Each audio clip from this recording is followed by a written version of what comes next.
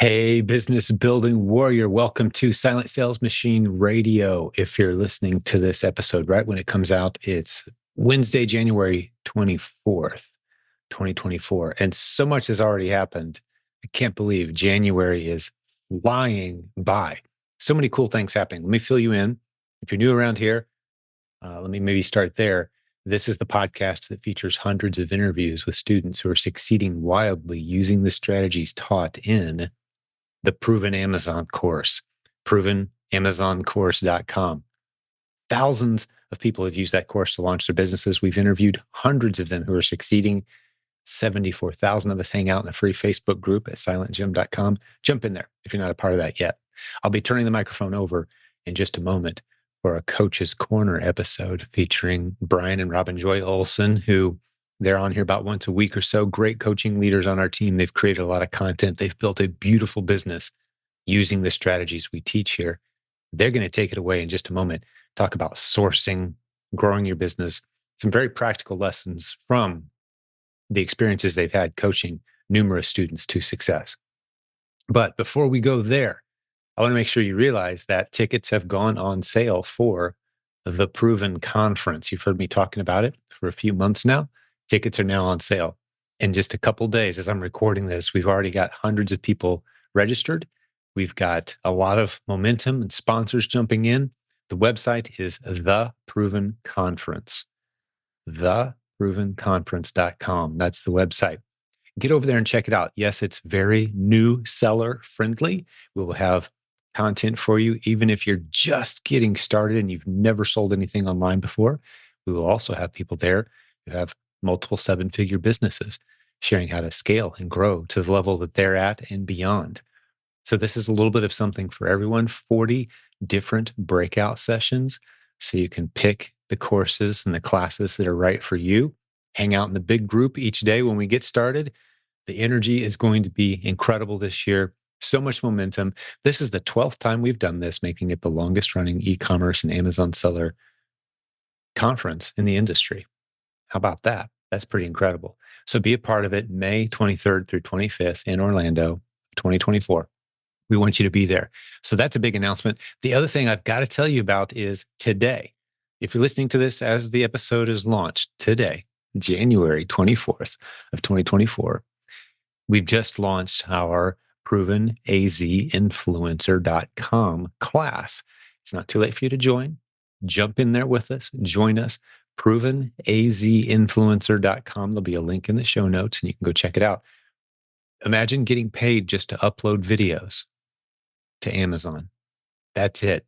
Upload review videos of products that you like so others can see those videos and you get paid. As people watch those videos and then make buying decisions on Amazon, you get paid. It's an incredible program. We've got several leaders on our team and successful students who are already doing it at a high level. They've figured out a lot of great strategies, techniques, ways to maximize the program, what types of products to look for.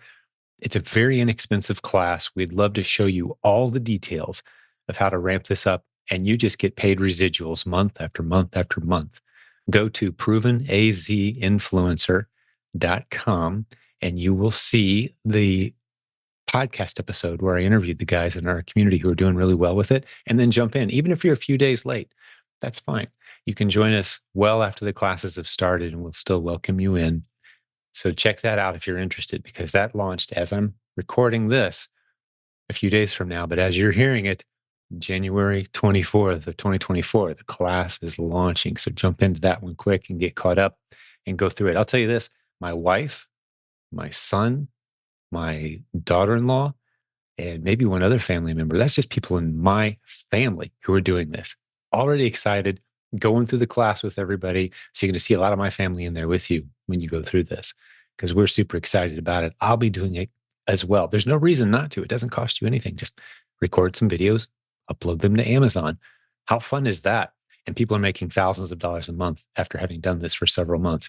It's a pretty incredible opportunity. So be sure to check it out. Okay, that's enough of an introduction for now. I've got much more I could say, but today it's a Coach's Corner episode.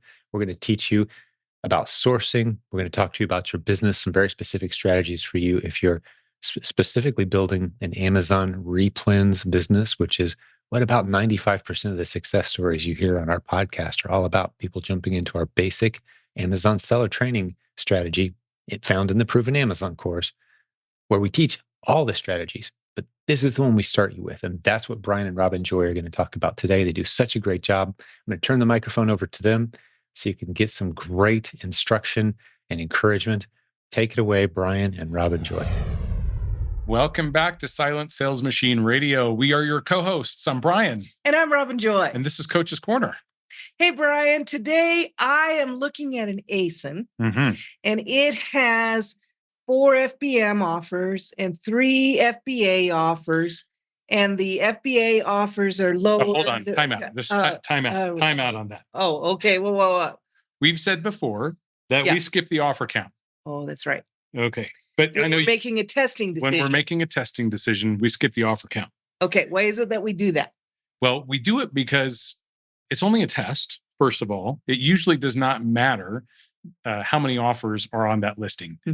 Maybe one exception to that, and we can't even prove the exception until we actually test the product. Right. So it may matter. We just really don't know any more than we know what we can sell it at if we don't test it first. Right. There are many things that offer count could impact. We don't know, though, if it's going to impact that ASIN until we test it. Well, right? and really, we're looking for reasons to test. We're not looking for reasons not to test. Right. We're trying to make our decision-making process as simple as we can. And if we start getting it, and the truth of the matter is, every ASIN's unique in terms of the number of offers that are on that ASIN, the mix of the offers that are on that ASIN in terms of channel fulfillment type, the mix of offers in terms of the spread of the prices that everyone is offering on that listing. So it's impossible to come away to have a rule that says, okay, in this particular situation, this is test worthy or it's not. Maybe with one exception. All right. Okay, what's the exception? That one exception is when the offer count has spiked recently. Like it's been kind of steady, and all of a sudden, it has a significant spike. Yeah, in a short amount of time, like the last couple of weeks. Right, or the last week. Right? It's usually you can tell when that happens. It's like an ASIN gets discovered, and when it gets discovered for any reason, then you will see a whole bunch of offers, a whole bunch of sellers jump on that listing. And then typically what happens is that puts a lot of pressure on the price. And when the offer count spikes, the sales price usually goes down. Okay. So if you're on a significant downward trend, that's unusual from the trending, you might want to wait a few minutes and let that, we have friends that call that a list hit. A list hit. Yeah. Sometimes when it gets on a list, all of a sudden a whole bunch of sellers, a whole bunch of offers come on, and that's okay. It'll come back, but you might not want to test it right at that moment. Put it on your list to look at another 6 weeks. Other than that, any other impact from seller count, even that one we couldn't prove, but any other impact, we're going to look at that after we start testing, because there's so much benefit to testing as many ASINs as we possibly can. We're keeping that decision simple. We're protecting our capital, making sure it's moving fast enough for us to get in and out of it in a short amount of time. If that's the case, we're going to test it, because even if we broke even and we would get all our money back, but the benefits of testing are so many more than just whether we make money on it or not, especially when we're building a foundational list. We talk about the benefits of testing a lot. So we're looking for reasons to test more, not to test less. Right. We get a certain run rate in terms of revenue and profit from our tests. We get the benefit of selling more items. We talked about recently that will improve your account health score. We get the benefit of building our trust with Amazon so we can become ungated in categories and brands. We get to experience, this is the most important part, in my opinion, the experience of being on an ASIN, putting the pieces of the puzzle together around the different parts of Keepa, so that we know we just gain that experience every time that we do it. So we want to test as much as we can. That's our goal, really. Yeah, we want to test with a low risk. and we want to test safely as much as we can, but we do want to test as much as possible. And one of the least impacting factors of a listing is the offer count. Exactly. That's going to be the least thing that I worry about. And actually, I don't even consider it in my testing, except that for that one case. So when we have other people doing the task of doing the 3-step check for us, we give them a list of ASINs. We don't even have them consider that. We don't want them to make a judgment call. If we see it when we review those lists, we might pull it for a few weeks and go back to it. But normally, we're not even going to worry too much about that. You were talking about benefits of testing, and I just wanted to add a couple more, and I'm not sure if you said them or not, but there's also a benefit of if you test more, you have more of a chance to get positive feedback, seller feedback, which helps your ratings. And it also helps your account health. We talked about in one of our recent podcasts how it can help your account health to have more sales. Amazon doesn't know whether you made any money or not. As long as you're getting all your money back, might get a little bit of profit.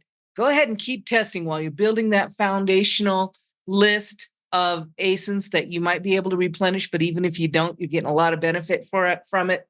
Test. I can't emphasize that enough. Right.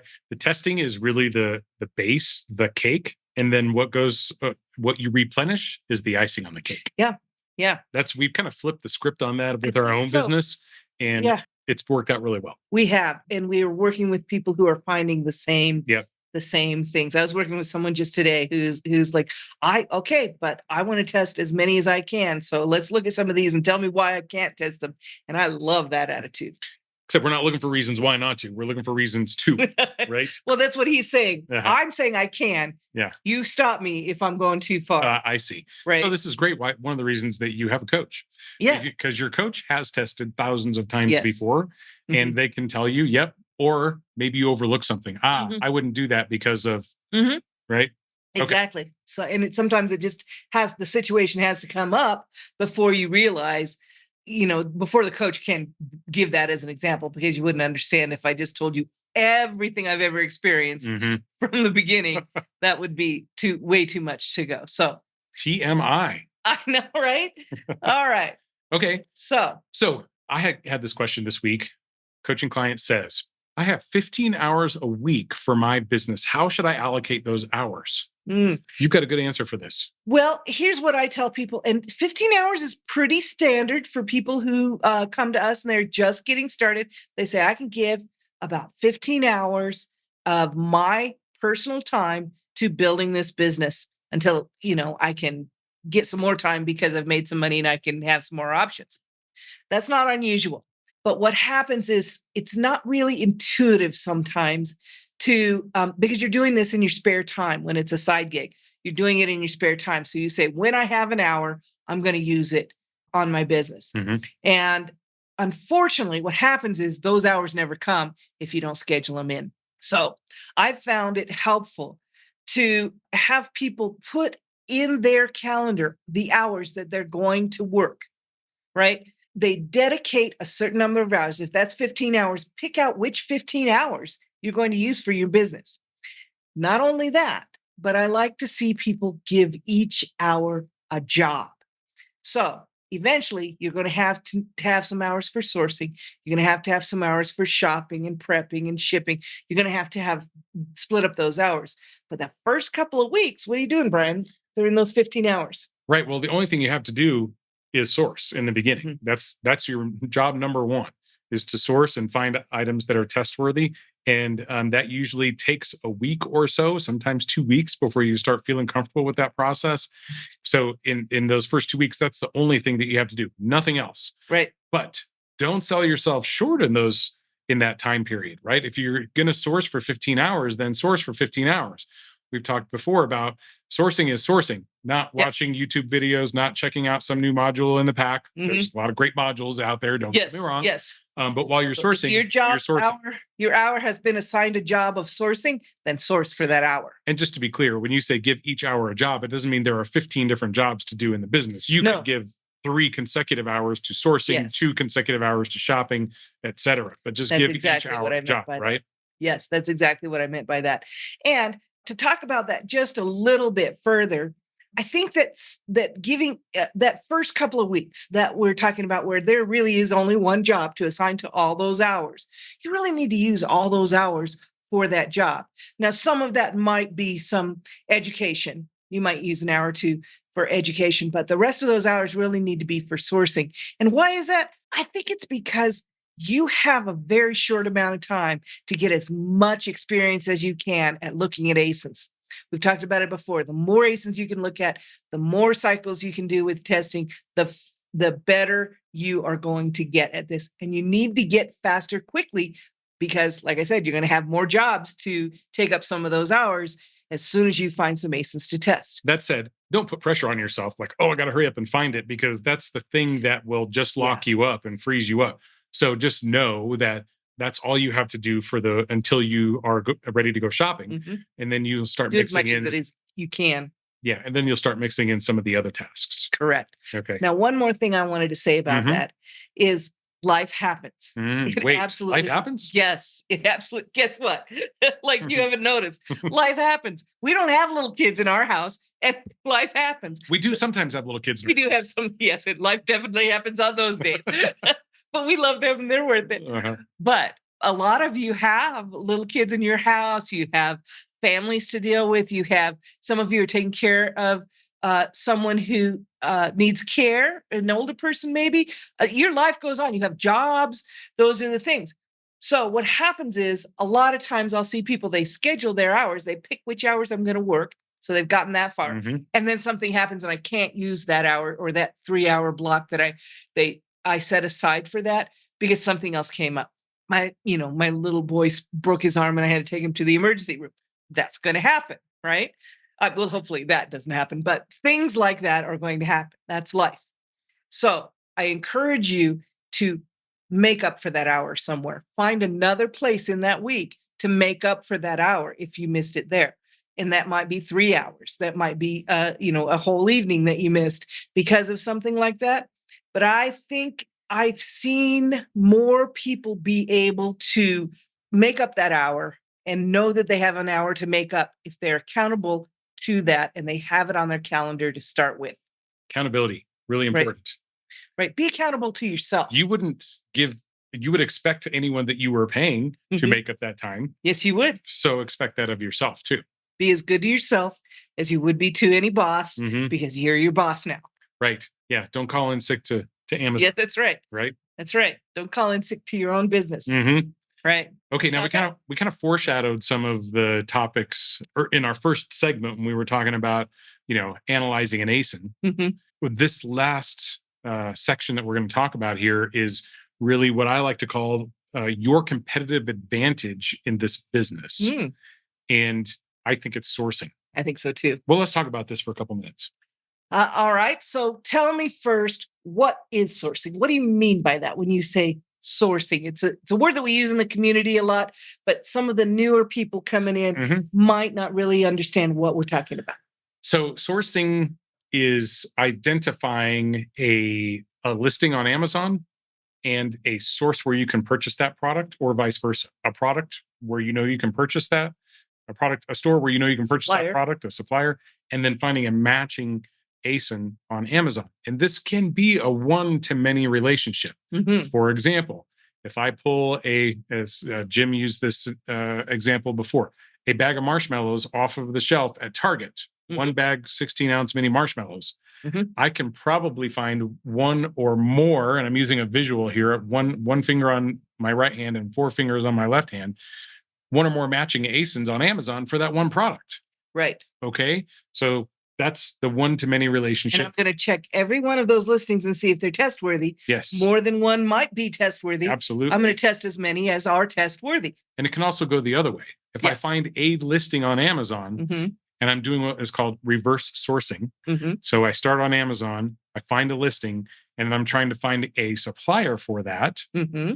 I could find one or more suppliers for that one listing on Amazon.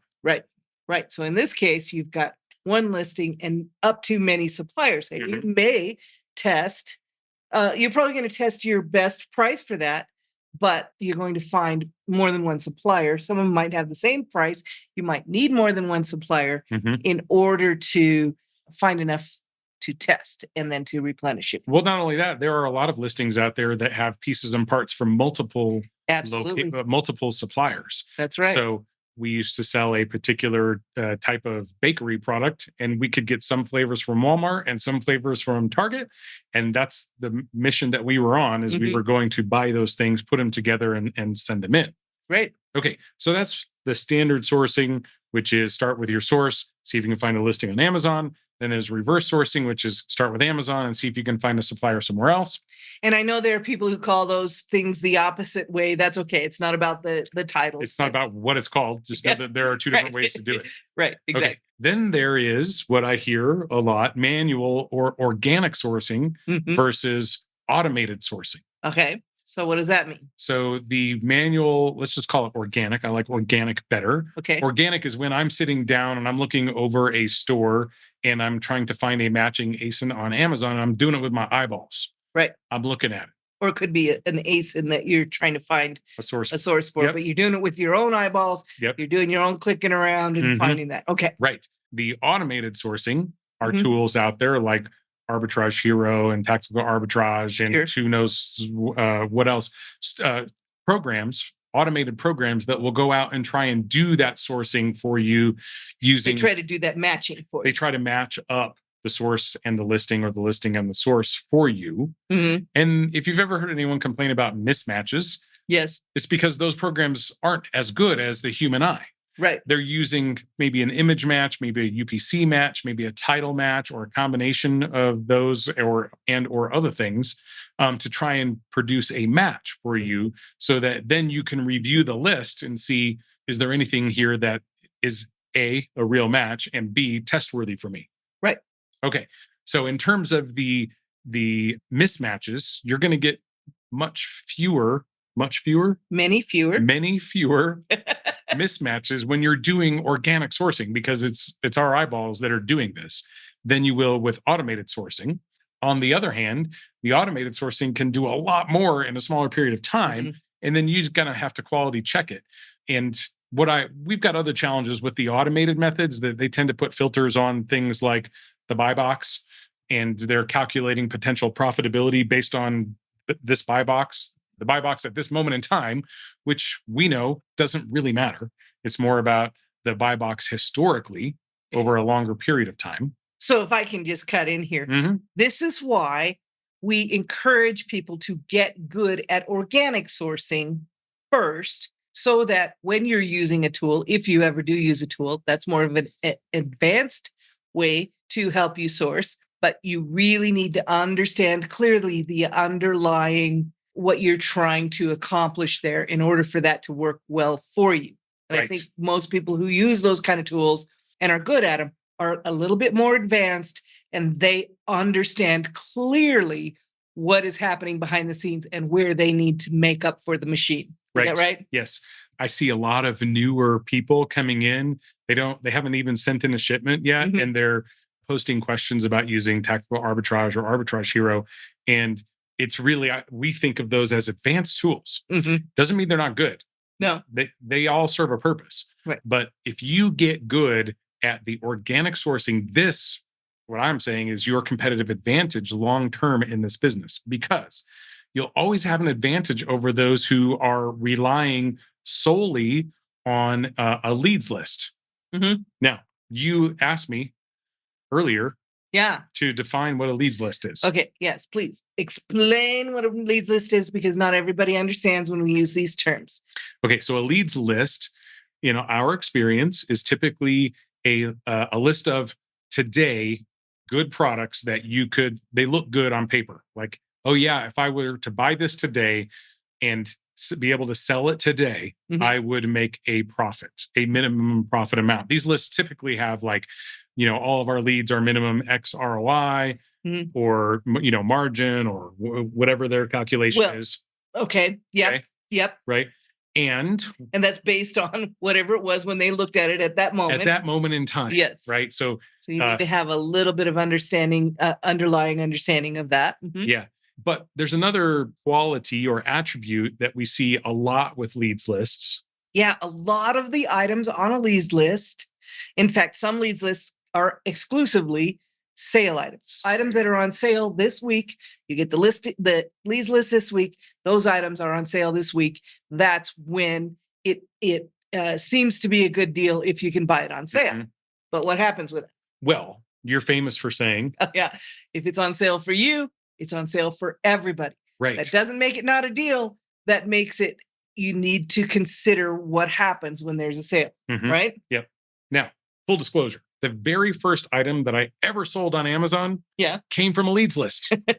And if you go back and listen to the first podcast that we did in the summer of 2020, where we were guests on Jim's show, we talk a bit about the leads lists and how I wasn't really a fan of them at that time, because I'd been doing this for about 15 months at that point in time, 16 months maybe. And my experience with leads lists was what I got lucky on that first item that I sold, actually made money on it. Yeah. And I'll tell you why that happened. Okay. Okay. So I subscribed to the leads list. And again, in all honesty, my coach said, if you're going to subscribe to a leads list, use it as a jumping off point. Mhm. Don't buy anything that's on the list. Well, I didn't really understand what that meant.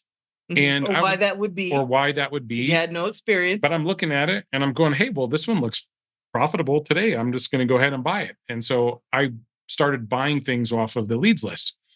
And what happened was the very first item was profitable. It was dumb luck. This particular item was misclassified. It was a supplement that you had to ingest. It was in a wrong category. For some reason, I was approved to sell it because it was miscategorized. I was not wouldn't approved. have been approved in the category it should have been. I did not have approval to sell in the category that it should have been in. Right. And other people who were looking at that list saw that. These were, I think, more experienced people, and they stayed away from that listing like I should have. And so it didn't tank like every other lead on that list did for me. Okay. So let's talk about, why does a listing tend to tank or take a list hit after it gets on a list? Well, if those items are on sale, or even if not, usually they're on sale. So you have to look at what we talked about before. If it's on sale for you, it's on sale for everyone. So if normally my requirements, everyone has different requirements and different strategies. Normally my requirements would need me to sell it at a certain price, but it goes on sale, that requirement goes down as well. So I may take some of that and sell it at a lower price. So that makes the list, the price start going down, down, down, because people are lowering their requirements because they're still making the same margin. Their cost basis went down. Exactly. The other thing that happens is when the sellers go up, so a lot of sellers come on. We talked about earlier in this podcast about when there's an abundance of supply. In a short amount of time, it spikes up, the offer count spikes up. That puts pressure on the price and it tends to go down a little bit. So during that time that list just came out and people are starting to fill that listing, the price is coming down because the cost basis is coming down. The sellers are going up, or the offer count is going up, and it's putting pressure on that price. So that's going to affect the results that you get.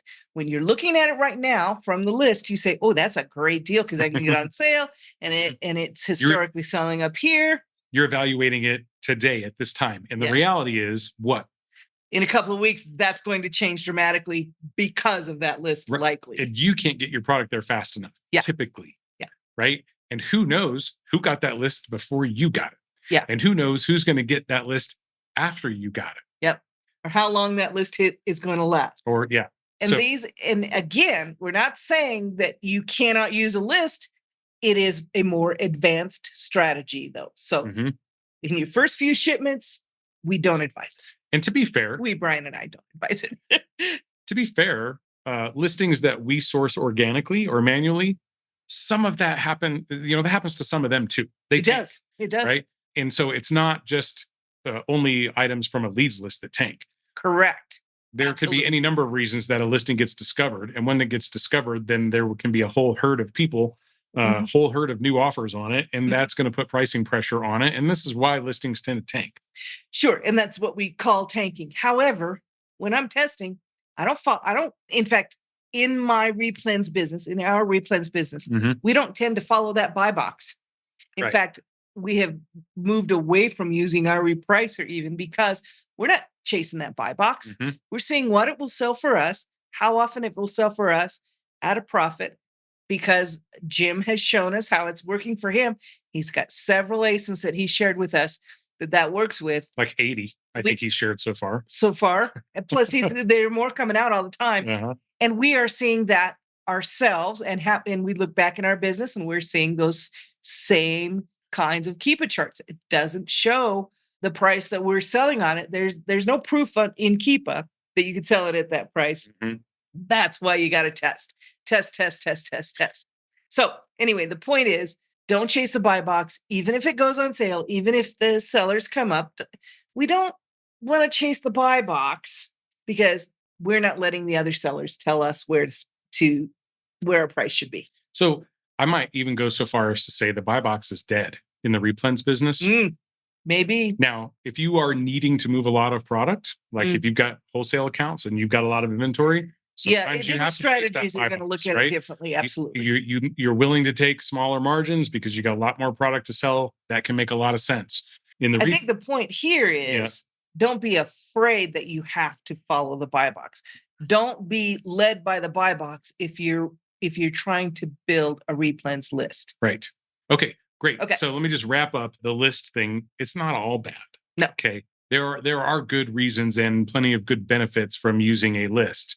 If you do use a list, though, our suggestion is to use it to find new stores that you didn't even know about before. Sure.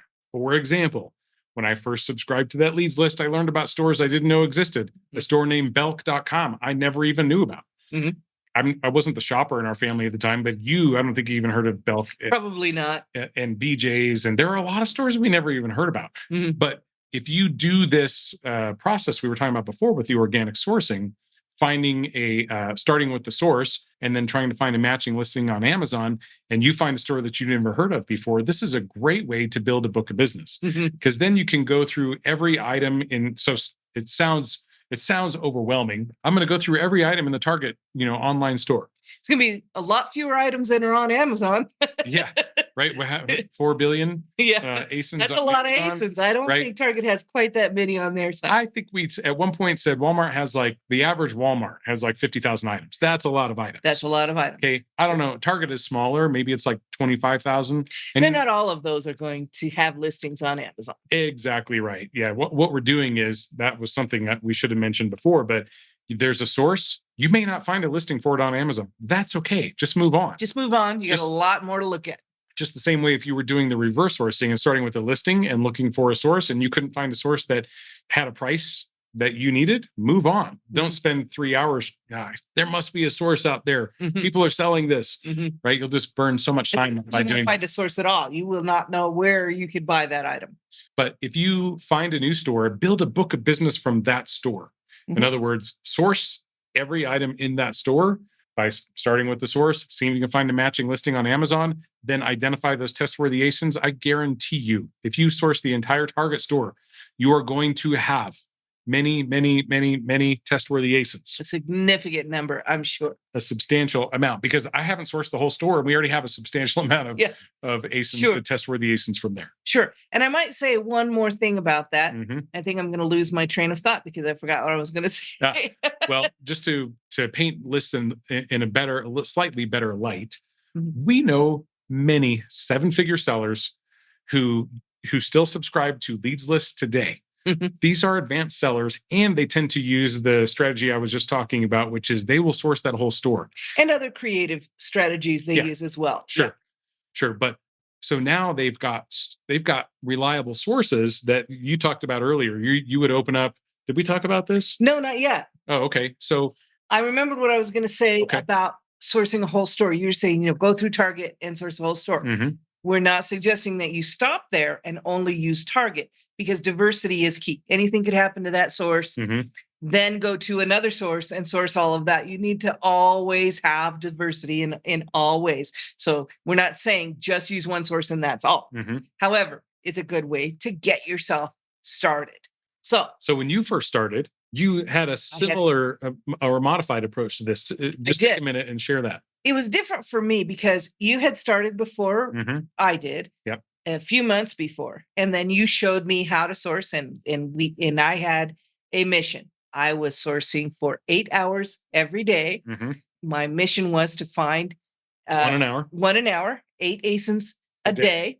And every morning you looked over them and we decided whether that was real or not. Sometimes I was looking at it as a single and it was a 2-pack and you threw that one out and that was discouraging. But the way I did it though, at that time, when I was really starting to get a good start on this, I found it was taking too much time for me to open up several different sources, go Google and find a source.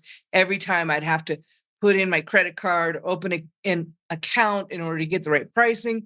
And it took too much time. So what I ended up doing early on was opening 3 different tabs, maybe 4. I think it was 3 initially. Target, Walmart, and Kroger. Home Depot, maybe it was. 3 different sources. And that was it. I chose 3. And I would look and find an ASIN that I wanted to find a source for. And I would say, okay, this ASIN, can I find it in this store, this store, this store, or this store? And it was either there or it wasn't. It might have been in some other store, but I just stopped right there. I just sourced those items in those stores.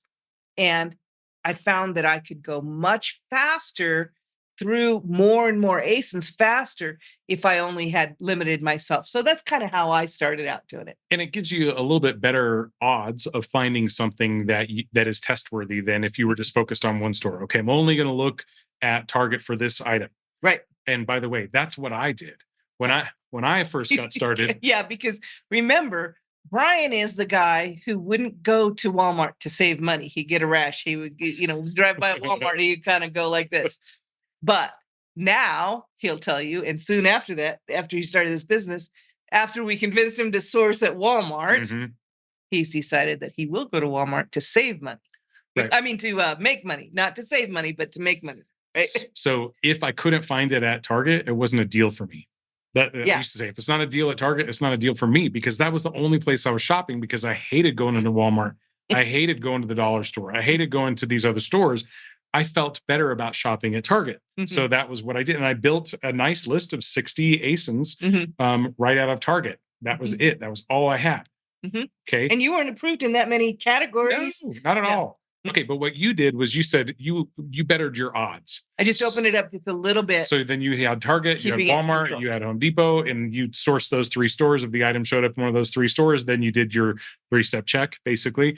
And then before we were calling it that, before we defined it as that, but yes. And then if it wasn't in one of those 3 stores, you stopped and went on to the next item. Okay, that's right. This was also key. We're down a rabbit hole here, but I know.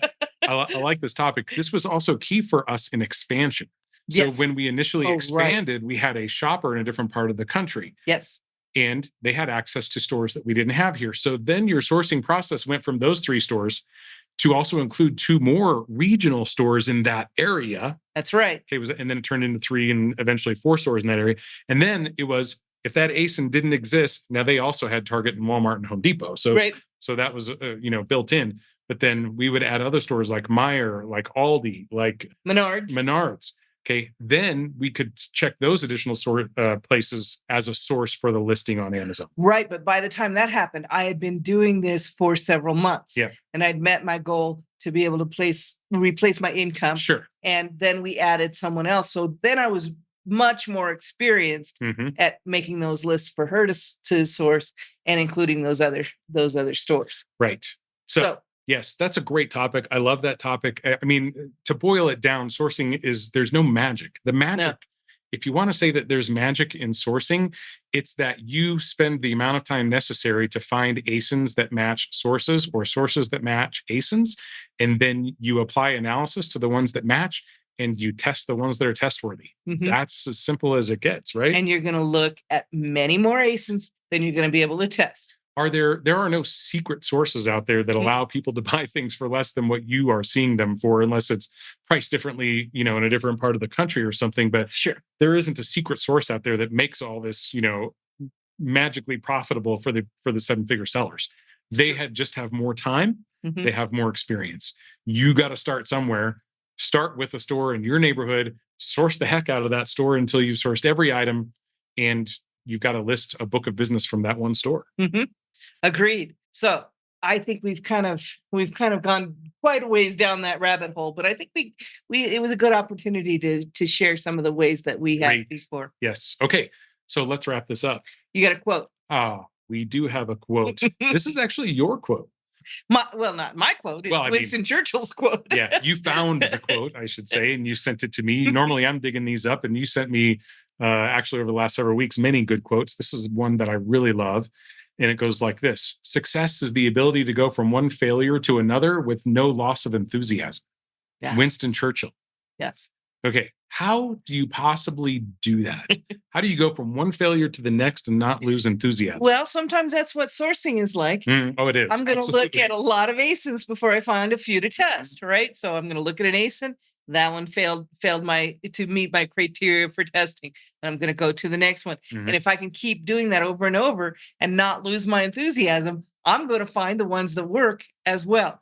If I give up because I've looked at 10 and none of them worked, that's losing my enthusiasm. Yeah. Okay. So two things on that. All right. The first one is when we were talking about giving every hour a job. Yeah. Okay. If you have booked out 2-3 hours or 15 hours in that first week or two, that all you have to do is source. I love a suggestion that you brought up, which is the Pomodoro method, which says you work 25 minutes and then you take a 5-minute respite break, whatever, get up, go to the bathroom, get a drink, just take your mind. Move around and take your mind off of that. Get your shoulders out of your ears. It doesn't completely, your mind doesn't completely get off of it, but it's still working in the subconscious, right? Right. And one other tip there is that if you can find some enthusiasm, some positive emotional feeling about that process, because maybe you found one in that previous 25-minute segment and you're fired up about that. Yeah. Or you know that you're going to find one in the next 25-minute segment and you're fired up about that. You will find one. You'll find more. You'll be excited. You'll keep your enthusiasm up. Okay. The other thing I wanted to say is that, have you ever noticed how easy it is to help someone else solve their challenges? It's so much easier. Man, I can clean my sister's house. I could be like, oh, that should be organized there and there and there. My own house, however, it's a little harder to see. We do it in coaching all the time. We work with coaching clients and we're like, oh, well, here's what you do. Boom, boom, boom. Right. And they're like, oh, gosh, thank you. I would have never thought of that. And the reason that we would have never thought of that, or I would have never thought of that, is because, and the reason that we're able to provide that sort of guidance as coaches and instruction as coaches is that we have perspective and we're looking at this as an observer. We're looking at your business as an observer. Right. We don't have anything on the hook here. You're looking at your sister's house as an observer. Yes. Okay. It's hard to look at ourselves from the observer standpoint. Right. But if we can break away a little bit and observe ourselves even during the sourcing process and say, okay, I might've got a little down in there. If I just up my energy here, my attitude, my enthusiasm, things are going to start going my way. And this is, what would a coach tell you? Hey, you are doing the right things. Trust that this is going to happen. Things are going to start to fall into place for you. Okay. It's just trust a matter of the time. process. Trust what you're trying to do. It is the right thing. Keep moving forward. Make progress. Yes. Make progress. All right. Well, how do you make progress? You find more ASINs to test. Find more ASINs to test. Let's go find some more ASINs. Let's go find some more. Thanks, everyone. We'll talk to you soon. Talk to you soon. Hey, thanks for hanging out with us today on Silent Sales Machine Radio. As we like to do once a week or so around here, I bring on my good friend, Mr. Jeff Schick of jeffschick.com, just like the razor. He's always got some great legal insights and some Amazon policy insights for us. What have you got for us this week, Jeff? Well, we have an interesting one. So over the last week or two, we've gotten a couple emails from sellers, and they're saying, help, my account health rating has gone down and nothing on my account health dashboard has changed. And so they're thinking that something's wrong and they're sounding the alarm and they're wondering what can they do to fix it. So the purpose of this episode is to explain, well, what is the account health rating? How does Amazon come up with that number, which is between 0 and 1,000? And why is it going down when you're doing nothing wrong? So I guess I'll jump right into it. For those of you who may not know, the account health rating is Amazon's numeric score on the account health dashboard. Now, it's currently only in the United States. I might have rolled out to Canada recently. I can't remember if it did or not, but it's only for sure it's in the United States. It has not made it to Europe yet, and it's a score between 0 and 1,000. Between 0 and 99, an account is at risk of deactivation within 72 hours or 7 days, depending on if you have account health assurance. Between 100 and 199, your account will have a yellow banner saying your account is at risk. Please fix these violations to prevent further disruption. And between 200 and 1,000, you're healthy. Now, where sellers are concerned is that their scores are going down and they're not getting violations. So normally violations range on Amazon from between 2 and 8 points. So maybe an IP claim might be 8 points or 10 points, just depends on what the investigator assigns to it. And so their ratings maybe goes from a 245 to a 243, and yet they have no violations on their dashboard. They're saying, why is this happening? So I think it's important to understand what causes that rating and understand why it might be going down. So Jim, you and I have talked before when they first rolled it out. And it's for those who don't remember, on that episode, Amazon had released the formula, and it still is on Seller Central. You have to dig pretty deep to find it. But basically, for those who don't remember, it's a 180-day rolling average where you receive 4 points for every 200 orders. So for every 200 orders that you have that don't have a problem, you'll receive 4 points on your score. So if you imagine in the last 180 days, and I should also preface it that everyone starts at 200. So if in the last 180 days, which is 6 months, you sold 200 items exactly, you would have, and you had no IP claims and no other issues, you'd have a 204.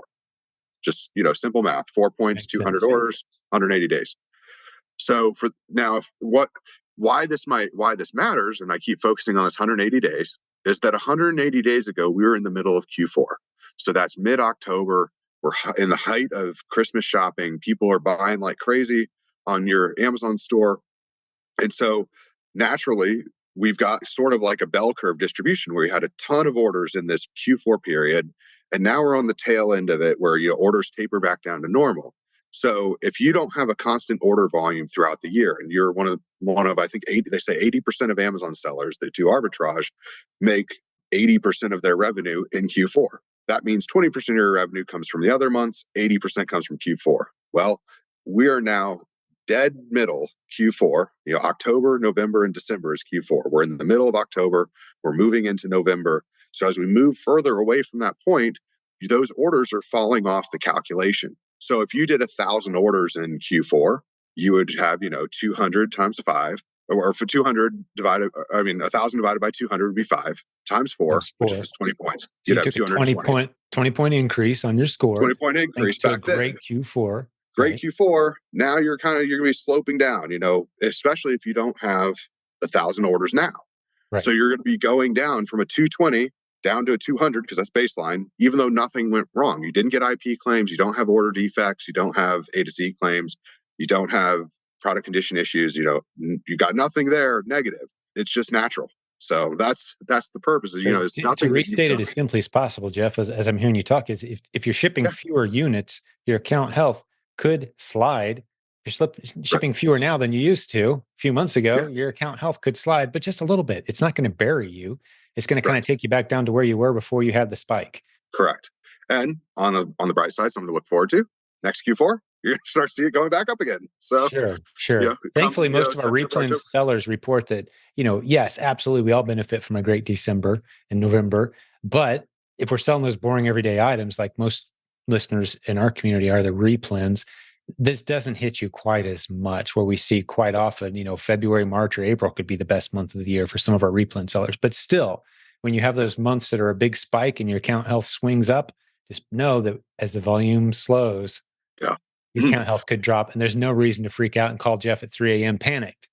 Right. Yeah. It's just going down. Natural attrition, basically. It's going down.